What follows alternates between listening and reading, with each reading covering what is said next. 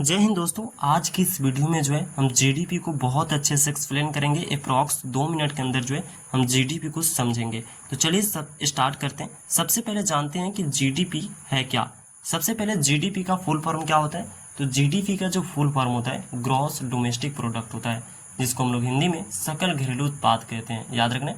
तो अब हम बात करते हैं जीडीपी क्या है। तो जीडीपी जो होता है एक देश के घरेलू या आर्थिक सीमा में, ठीक है, घरेलू या आर्थिक सीमा में एक वर्ष में जो उत्पादित होने वाली सभी जो अंतिम वस्तुएं और सेवा होती है उसी के बाजार मूल्य के समग्र योग को जीडीपी कहते हैं। ठीक है, जीडीपी के अंदर हमको क्या किन बातों का ध्यान रखना आवश्यक होता है। तो जैसे अगर किसी भी देश की जीडीपी जो है केवल उसी उत्पादन को सम्मिलित किया जाएगा जो उसकी घरेलू या यौगिक आर्थिक सीमा में संपादित हुआ है।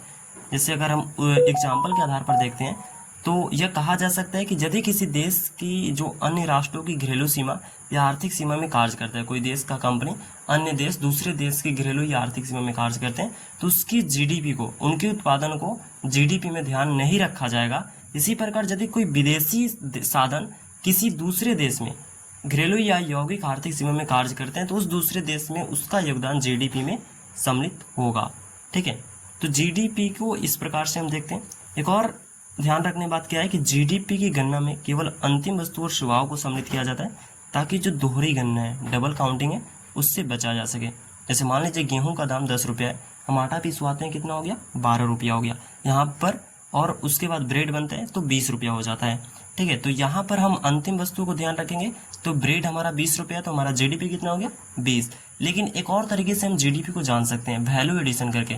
जैसे गेहूं तक हमारा जो दाम था 10 रुपया था, यहाँ तक हमारा जो पैसा आया था, ठीक है, बन के इसके पीछे भी जैसे किसान गेहूं उपजाते हैं तो भी ले होकर मतलब यहाँ तक 10 रुपया तक आया था। ठीक है, उसके बाद आटा बना तो यहाँ पर वैल्यू एडिशन कितना हो रहा है, 2 रुपया का हो रहा है, तब जाकर 12 रुपया हो जा रहा है, तो वैल्यू एडिशन 2 हो गया।